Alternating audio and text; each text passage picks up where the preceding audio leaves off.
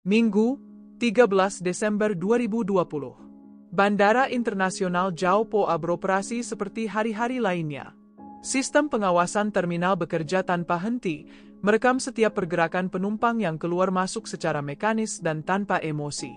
Tidak ada yang istimewa dari rekaman tersebut, hingga sosok seorang perempuan muda tertangkap kamera. Lorraine Demarus Dilfa, 19 tahun, melangkah keluar dari pesawat dengan gerak tenang. Rekaman CCTV yang buram memperlihatkan raut wajahnya yang stabil. Tidak ada tanda kepanikan. Tidak ada gerakan tergesa. Ia tidak menoleh ke kiri maupun ke kanan, seolah telah mengetahui dengan pasti kemana harus melangkah dan apa yang akan dilakukannya selanjutnya. Kedatangannya ke Paraiba bukan tanpa rencana. Lorraine bermaksud menghabiskan waktu liburan bersama keluarga, sekaligus mewujudkan impian yang telah lama ia simpan, menjalani operasi plastik. Untuk itu, ia membawa sejumlah besar uang tunai, hasil dari tabungan kerja kerasnya sendiri.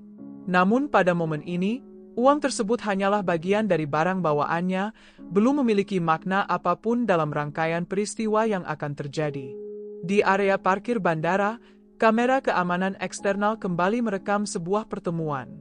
Lorraine terlihat bertemu dengan seorang pria bernama Kennedy Ramon Alves Linhares. Tidak tampak adanya ketegangan dan adu argumen. Bahasa tubuh keduanya menunjukkan interaksi yang santai dan familiar. Kennedy tidak menyeret, tidak mendorong, dan tidak menunjukkan sikap mengancam. Sebaliknya, Lorraine dengan kesadarannya sendiri melangkah menuju mobil dan duduk di kursi penumpang. Tak lama setelah mendarat, Lorraine mengirimkan pesan singkat kepada ibunya, Andrea Maria Silva. Isinya sederhana dan menenangkan, sebuah konfirmasi bahwa ia telah tiba dengan selamat dan dalam keadaan baik-baik saja. Pesan itu menjadi penanda terakhir bahwa segalanya masih berada dalam kendali. Kemudian mobil Kennedy meninggalkan area parkir bandara dan menyatu dengan arus lalu lintas kota. Sejak saat itu, Lorraine seolah menghilang bagaikan ditelan bumi. Tak satu pun kamera publik berhasil merekam keberadaannya kembali. Tidak ada transaksi dengan kartu bank, tidak ada unggahan. Jejak digital yang selama bertahun-tahun ia bangun tiba-tiba terputus. Sebuah hitungan mundur tak kasat mata pun dimulai, dan keheningan yang semula terasa wajar perlahan berubah menjadi sesuatu yang terlalu nyaring untuk diabaikan. Senin pagi, 14 Desember 2020, tidak dibuka dengan kabar baik. Hari itu justru diawali dengan sunyi yang tidak biasa. Andrea Maria Dilfa menunggu balasan atas pesan yang dikirimkan semalam. Namun layar ponselnya tetap gelap, tidak satu pun notifikasi muncul sepanjang malam. Ia mencoba menghubungi putrinya berulang kali. Nada sambung terdengar, tetapi tak pernah ada jawaban. Bagi orang lain, situasi ini mungkin tampak sepele. Bisa saja baterai ponsel habis, atau Lorraine masih tertidur setelah perjalanan panjang. Namun bagi Andrea, keheningan ini bukan sekadar keterlambatan komunikasi. Selama bertahun-tahun, Lorraine tidak pernah menghilang tanpa kabar. Setiap perubahan rencana selalu ia sampaikan. Tidak pernah sekalipun ia membiarkan ibunya menunggu tanpa penjelasan. Dan pagi itu, untuk pertama kalinya, pola tersebut terputus. Andrea memahami satu hal penting. Dalam kejadian seperti ini, waktu adalah segalanya. Ia tidak menunggu lebih lama. Tanpa menunda dan tanpa berspekulasi, Andrea segera mendatangi pihak berwenang dan membuat laporan orang hilang. Kasus hilangnya Lorraine pun secara resmi dibuka di kantor kepolisian setempat. Pada saat yang sama, keluarga dan teman-temannya bergerak cepat. Sebuah kampanye media sosial berskala luas diluncurkan, menyebarkan foto Lorraine ke berbagai platform, disertai permintaan terbuka kepada publik untuk memberikan informasi sekecil apapun yang mungkin relevan. Sementara perhatian publik mulai terbentuk, para penyelidik langsung bekerja di balik layar. Mereka merekonstruksi perjalanan Lorraine sejak kedatangannya di bandara, memetakan setiap langkah, dan mengumpulkan seluruh konteks yang tersedia. Wawancara dengan orang-orang terdekat korban segera mengubah arah penyelidikan. Kasus ini tidak lagi terlihat sebagai kehilangan biasa. Satu detail krusial muncul ke permukaan, Lorraine tidak datang ke Paraiba dengan tangan kosong. Ia membawa sejumlah besar uang tunai, Tabungan yang dikumpulkannya selama bertahun-tahun, yang memang disiapkan untuk membayar prosedur operasi kosmetik. Uang itu bukan sekadar bekal perjalanan, uang tersebut adalah alasan utama kedatangannya. Informasi ini mengubah segalanya, hilangnya Lorraine kini mengandung unsur yang jauh lebih serius. Potensi tindak pidana perampokan mulai dipertimbangkan, ia bukan sekadar seorang perempuan muda berusia 19 tahun yang menghilang. Ia adalah seseorang yang membawa sesuatu bernilai tinggi, sesuatu yang bisa menjadi pemicu kejahatan. Penyidik kemudian mengajukan permintaan data aktivitas telepon seluler Lorraine. Tujuannya satu, menentukan lokasi terakhir di mana perangkat tersebut aktif. Sementara keluarga dan orang-orang terdekat terus berharap menemukan tanda-tanda kehidupan, aparat penegak hukum justru bersiap menghadapi skenario terburuk, kemungkinan bahwa uang tersebut telah memainkan peran dalam menentukan nasib Lorraine. Fokus penyelidikan dengan cepat mengerucut pada pria yang terekam kamera bersama Lorraine di area parkir bandara. Identitasnya tidak lama menjadi teka-teki, sosok tersebut diketahui bernama Kennedy Ramon Alves Linhares. Secara administratif, ia tercatat sebagai mantan rekan Lorraine. Namun bagi para penyelidik, hubungan masa lalu itu bukanlah pusat perhatian. Yang jauh lebih penting adalah rekam jejaknya. Penelusuran latar belakang mengungkap bahwa Kennedy, berusia 32 tahun, bukan nama asing bagi aparat penegak hukum. Di masa lalu, ia pernah ditahan terkait dugaan perilaku agresif terhadap mantan pasangannya. Temuan tersebut menjadi sinyal peringatan yang serius. Riwayat kekerasan dalam hubungan dekat seringkali menjadi indikator awal pola yang lebih berbahaya. Dan kini, satu fakta tak terbantahkan mulai mengemuka. Orang terakhir yang terlihat bersama Lorraine bukan hanya saksi terakhir, melainkan juga seseorang dengan potensi risiko tinggi. Namun, temuan para penyelidik tidak berhenti sampai di sana. Catatan kriminal Kennedy Ramon Alves Linhares menunjukkan pola yang jauh lebih mengkhawatirkan. Riwayatnya mencakup kepemilikan senjata api ilegal serta dugaan keterlibatan dalam peredaran zat terlarang. Bagi aparat penegak hukum, ini bukan profil seorang mantan kekasih yang panik atau bingung.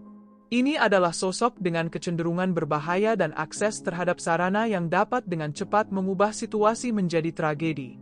Meski demikian, titik balik sesungguhnya bukan berasal dari masa lalunya, melainkan dari tindakannya setelah Lorraine dinyatakan hilang. Saat keluarga dan sahabat korban berpacu dengan waktu, menyebarkan informasi dan berharap menemukan siapapun yang sempat melihat Lorraine, Kennedy justru mengambil langkah yang berlawanan.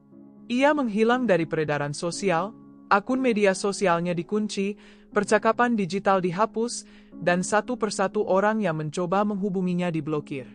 Perilaku ini bukanlah sikap seseorang yang ingin membantu pencarian. Pola tersebut lebih menyerupai upaya sistematis untuk memutus keterkaitan dengan Lorraine, seolah-olah ia berusaha menghapus keberadaannya sendiri dari kehidupan korban. Keheningan yang diciptakannya bukanlah kebetulan, melainkan sebuah keputusan. Gabungan dari seluruh temuan, riwayat agresi, dugaan keterlibatan kriminal, dan sikap tertutup yang tiba-tiba mengubah arah penyelidikan secara drastis. Kennedy tidak lagi diperlakukan sebagai saksi terakhir yang kebetulan memberi tumpangan. Ia kini berdiri di posisi paling mencurigakan, statusnya berubah menjadi tersangka utama. Pada titik ini, kepolisian menyadari satu kesalahan mendasar. Mereka tidak lagi perlu bertanya kemana Lorraine hendak pergi. Pertanyaan yang jauh lebih penting adalah, di mana Kennedy sekarang? Saat para penyelidik di Paraiba mulai menelusuri jejak digital dan menyusun ulang garis waktu pergerakan Kennedy, satu hal menjadi jelas. Ia tidak tinggal diam. Kennedy memahami bahwa berada di kota yang sama, tempat kamera bandara secara jelas merekam wajahnya, adalah risiko besar. Maka ia bergerak cepat, meninggalkan rutinitas lamanya, menjauh dari lingkaran sosialnya, dan mulai menjalankan apa yang tampak sebagai rencana pelarian. Langkah itu tidak berlangsung lama tanpa jejak. Pada Sabtu, 19 Desember 2020, Kepolisian Jalan Raya Federal turut turun tangan. Sistem pemantauan lalu lintas nasional mereka mendeteksi sebuah kendaraan yang cocok dengan mobil yang digunakan Kennedy. Namun, satu detail krusial segera terungkap, kendaraan yang digunakan Kennedy Ramon Alves Linhares tidak terdaftar atas namanya. Ia mengemudikan mobil milik orang lain, sebuah langkah yang tampak disengaja untuk mengaburkan identitas kendaraan dan mengelabui sistem pengenalan plat nomor otomatis. Strategi sederhana, namun efektif, setidaknya untuk sementara waktu. Di sebuah ruas jalan raya, satu unit patroli berhasil menghentikan kendaraan tersebut. Petugas mendekat, melakukan pemeriksaan standar, dan menemukan Kennedy berada di dalam mobil. Untuk pertama kalinya sejak Lorraine menghilang, penyelidikan dan sosok yang paling dicurigai akhirnya berhadapan secara langsung. Identitas Kennedy dikonfirmasi, dan dokumennya diperiksa. Namanya dimasukkan ke dalam sistem nasional melalui komputer onboard kendaraan patroli. Namun hasilnya mengejutkan sekaligus mengkhawatirkan. Status Kennedy tercatat bersih, tidak ada surat perintah penangkapan. Mesin birokrasi hukum tertinggal jauh di belakang kecepatan pelarian seorang tersangka. Hampir sepekan telah berlalu sejak Lorraine terakhir terlihat, tetapi secara administratif, Kennedy masih dianggap sebagai warga sipil tanpa catatan aktif. Dalam kondisi itu, aparat tidak memiliki dasar hukum untuk menahannya. Tidak ada pelanggaran lalu lintas, tidak ada laporan resmi yang terhubung langsung dengannya di sistem federal. Maka, dengan segala keterbatasan, petugas terpaksa melepaskannya. Kennedy kembali melaju di jalan raya, melewati sebuah momen yang seharusnya bisa mengakhiri pelariannya. Namun pertemuan singkat itu tidak sepenuhnya sia-sia. Penegak hukum kini memiliki dua informasi penting, arah pergerakannya dan kendaraan yang digunakannya. Pengawasan berlanjut, meski jarak antara buronan dan aparat kembali melebar. Perjalanan itu akhirnya membawanya jauh dari lokasi awal kejahatan. Kennedy tiba di negara bagian Bahia, ratusan kilometer dari Paribas. Kali ini, birokrasi tidak lagi tertinggal, dokumen pendukung telah lengkap, dan koordinasi lintas wilayah dilakukan. Operasi penangkapan dirancang secara senyap. Di sebuah kota kecil di bagian selatan wilayah tersebut, polisi sipil dan polisi militer bergerak bersama. Dan ketika penangkapan dilakukan, Kennedy Ramon Alves Linhares tidak memberikan perlawanan. Namun ia tidak sendirian, di sisinya, petugas mengidentifikasi seorang pria lain, Madson Hendrik Pessoa. Sebuah nama yang langsung memicu perhatian serius para penyelidik. Kehadirannya bukan kebetulan, ia menghubungkan Kennedy dengan rangkaian peristiwa kriminal lain yang sebelumnya berdiri terpisah. Fakta lain yang tak kalah penting segera muncul ke permukaan. Hanya 2 minggu sebelum penangkapan tersebut, tepatnya pada 3 Desember 2020, Madson Hendrik Pessoa sempat diamankan di wilayah Campina Grande. Saat itu, aparat menemukan sejumlah senjata api di tangannya, sebuah revolver kaliber 38 dan satu pucuk pistol. Pemeriksaan balistik dan penelusuran nomor seri mengonfirmasi bahwa kedua senjata tersebut terdaftar atas nama Kennedy Ramon Alves Linhares. Temuan itu memperkuat dugaan jaksa penuntut mengenai adanya jaringan kriminal yang melibatkan Kennedy. Namun bagi para penyelidik, kepemilikan senjata bukan lagi fokus utama. Prioritas mereka kini hanya satu, mengungkap apa yang sebenarnya terjadi pada Lorraine de Maros Silva. Setelah seluruh prosedur administrasi dan surat penangkapan rampung, Kennedy dipindahkan kembali ke Paribas. Di sanalah ia akan berhadapan langsung dengan tim penyidik yang selama berhari-hari mempelajari rekaman CCTV bandara demi memahami detik-detik terakhir Lorraine terlihat hidup. Di ruang interogasi, Kennedy menyadari bahwa masa pelariannya telah berakhir. Strategi menghindar tak lagi relevan, maka ia memilih pendekatan lain, memberikan pengakuan. Keterangan yang disampaikannya mengarahkan penyelidik ke sebuah rumah sewaan di kawasan pesisir negara bagian tersebut. Rumah itu disebut-sebut sebagai milik keluarga Linhares dan menjadi lokasi pertama yang mereka tuju setelah meninggalkan bandara. Menurut pengakuan Kennedy, beberapa jam awal di rumah tersebut berlangsung tanpa ketegangan. Interaksi mereka digambarkan netral, seolah pertemuan dua orang yang memiliki masa lalu bersama namun berusaha bersikap biasa. Namun situasi berubah drastis ketika malam semakin larut. Pembicaraan mereka beralih ke persoalan hubungan. Kennedy mengakui bahwa ia mengemukakan keinginan untuk kembali menjalin hubungan dengan Lorraine. Dari titik inilah, suasana yang semula tenang berubah menjadi konflik terbuka. Perdebatan memanas dan emosi tak lagi terkendali. Seperti pola yang kerap muncul dalam banyak kasus serupa, Kennedy menyusun narasi pembelaan yang sudah dikenal aparat penegak hukum.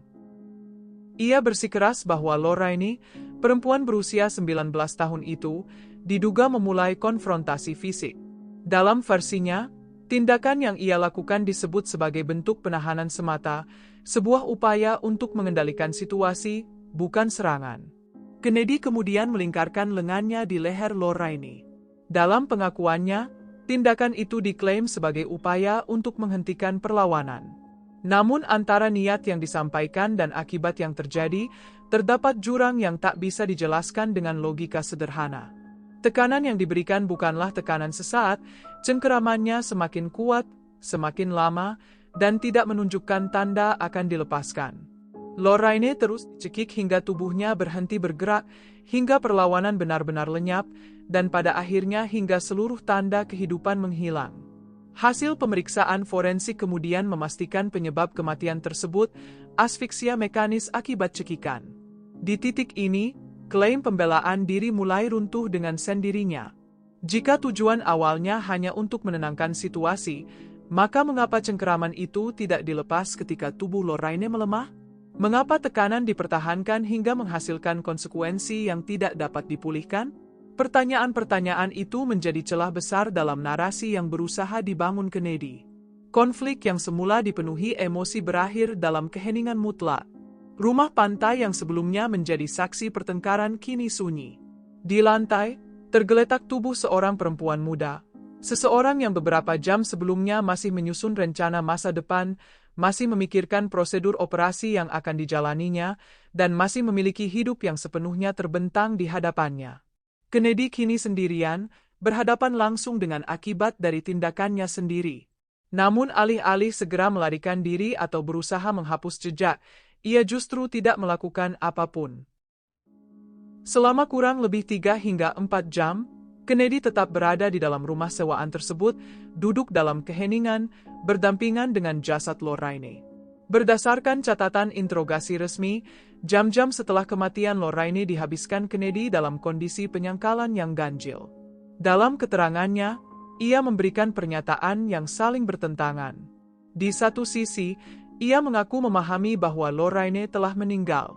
Namun di sisi lain, ia mengklaim terus menunggu, berharap perempuan itu akan kembali sadar. Kennedy tetap duduk di samping tubuh mantan kekasihnya, menanti sesuatu yang secara medis dan logis mustahil terjadi. Selama berjam-jam itu, tidak ada satupun upaya penyelamatan yang dilakukan. Ia tidak menghubungi layanan darurat, tidak melapor ke polisi, tidak mencoba memberikan pertolongan pertama, tidak ada tindakan. Hanya penantian dalam keheningan yang semakin menyesakkan. Namun kondisi itu tidak berlangsung selamanya. Kebas perlahan memudar, dan harapan palsu runtuh oleh kenyataan yang tak bisa lagi disangkal. Pada titik itulah Kennedy sepenuhnya menyadari situasi yang dihadapinya. Ia sendirian di sebuah rumah sewaan, bersama jasad seorang perempuan muda, dan dengan bukti yang dapat menyeretnya pada hukuman penjara seumur hidup.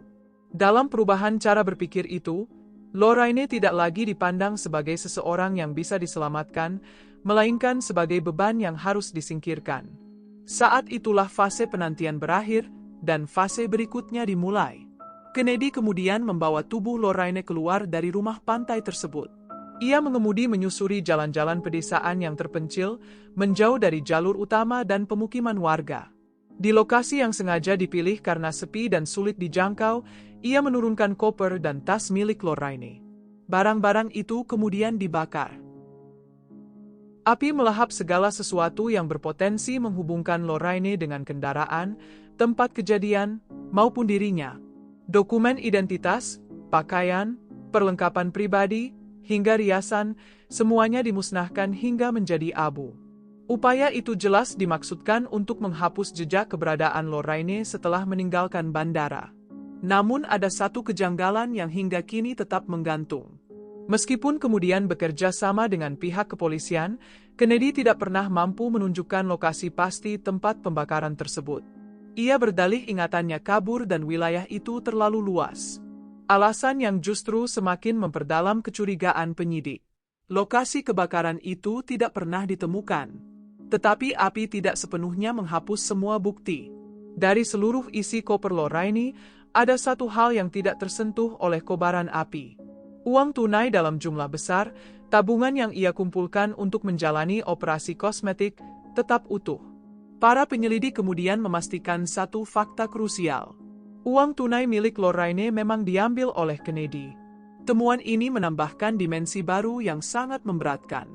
Motif finansial kini berdiri sejajar dengan motif emosional, memperkuat konstruksi tuduhan pembunuhan berencana yang dibungkus dengan narasi pembelaan diri.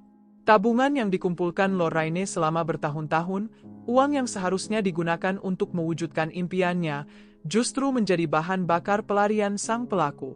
Dengan uang itu, Kennedy berpindah dari satu tempat ke tempat lain.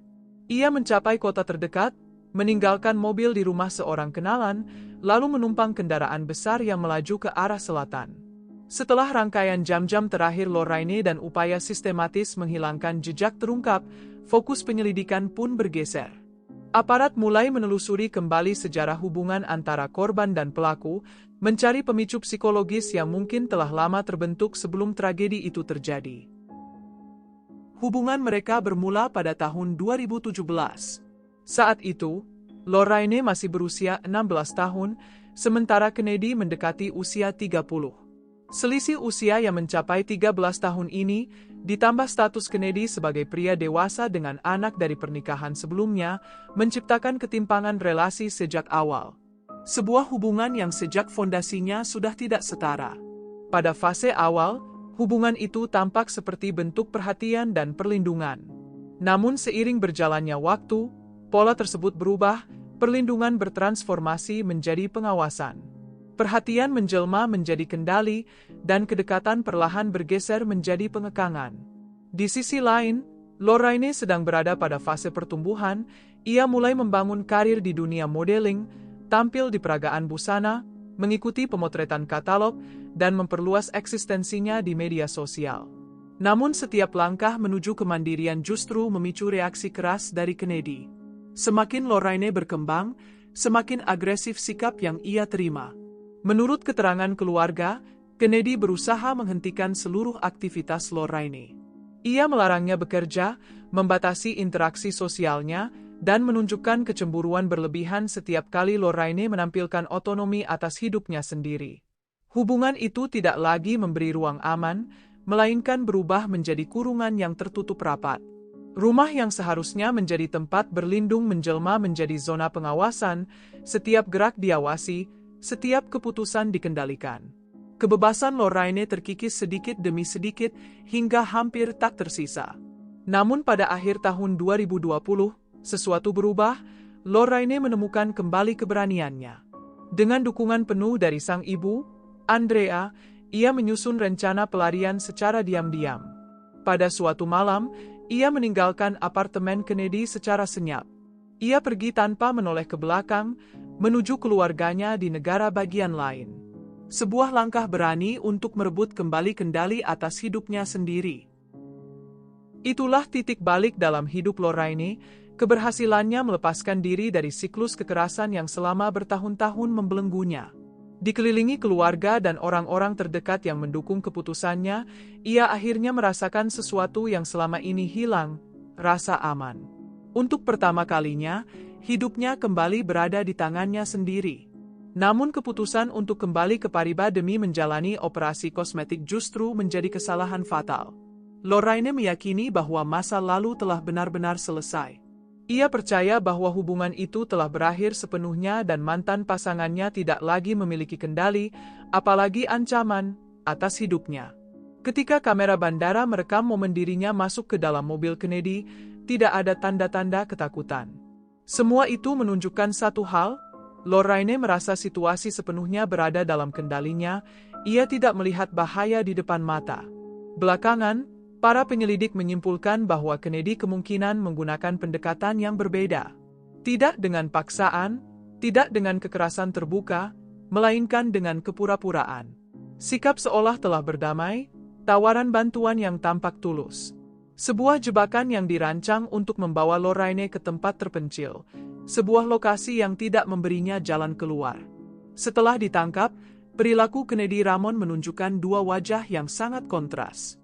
Selama fase pelarian dan upaya menghilangkan jejak, ia bertindak dingin, terencana, dan rasional. Setiap langkah diambil dengan tujuan memperpanjang kebebasannya. Namun di hadapan kamera televisi, citra itu berubah drastis. Yang muncul adalah sosok pria yang tampak hancur, penuh penyesalan, dan emosional. Dengan wajah tertutup masker medis, ia hanya berkomunikasi melalui isyarat tubuh. Ketika pertanyaan menyentuh soal kecemburuan dan penolakan Lorraine untuk rujuk kembali, ia menolak motif tersebut dengan gelengan kepala. Tetapi saat pertanyaan mengarah pada rasa penyesalan, reaksinya berbeda. Air mata mengalir, anggukan muncul berulang kali. Sebuah ekspresi emosional yang kuat, namun terkontrol. Sebuah penyesalan yang, bagi banyak pihak, tampak terlambat. Namun ada satu momen yang tidak luput dari perhatian publik. Ketika wartawan memintanya menyampaikan sesuatu kepada keluarga korban, khususnya kepada Ibu Lorraine, Kennedy menolak dengan tegas.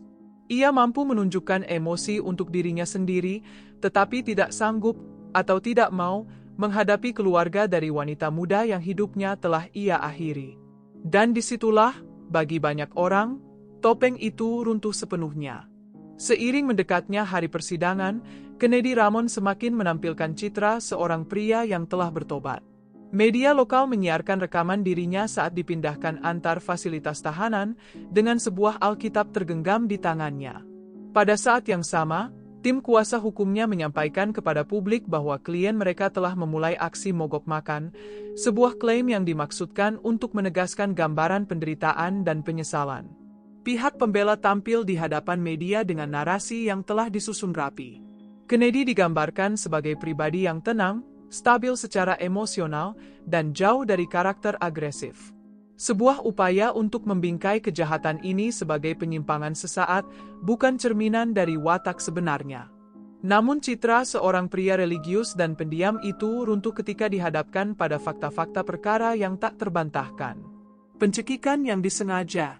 Penantian berjam-jam di samping jasad korban tanpa upaya pertolongan. Pengambilan uang milik Lorraine untuk membiayai pelarian. Semua itu bukan kesalahan impulsif, melainkan rangkaian keputusan sadar yang diambil satu demi satu. Pertunjukan penyesalan terus dipertahankan hingga hari persidangan tiba. Namun di ruang sidang, air mata tidak memiliki bobot hukum. Yang berbicara hanyalah bukti. Selasa, 23 Mei 2023, babak akhir kasus ini berlangsung di ruang sidang negara bagian Paribas.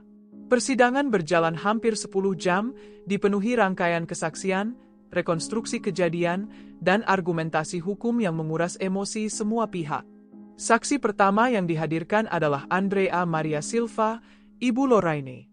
Dengan keteguhan yang lahir dari kehilangan paling dalam, ia menatap langsung terdakwa dan menegaskan bahwa yang direnggut bukan hanya nyawa seorang anak, melainkan seluruh masa depan yang telah dibangun keluarga mereka dengan penuh harapan. Bukti yang dikumpulkan penyelidik, mulai dari rekaman CCTV bandara, jejak digital, hingga pengakuan terdakwa tentang upaya penghilangan barang bukti, menutup setiap celah pembelaan.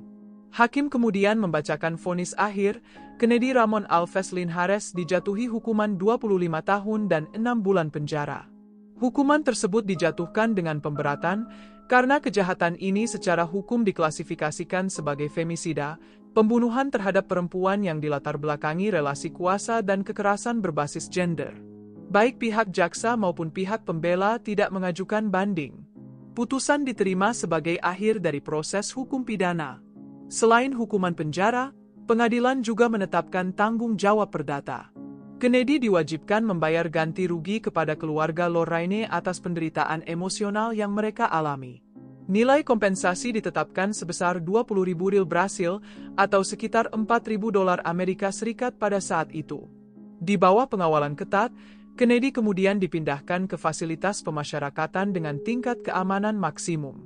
Di sanalah ia akan menghabiskan seperempat abad berikutnya, terpisah dari dunia luar, bersama konsekuensi dari keputusan yang diambil dalam satu malam. Kasus Lorraine Demarus Dilva pun resmi ditutup, Ia kini tinggal sebagai sebuah berkas di arsip kepolisian, sebuah putusan di lembar pengadilan, dan sebuah nama yang terukir di batu nisan. Namun bagi keluarganya, kisah ini tidak pernah benar-benar berakhir.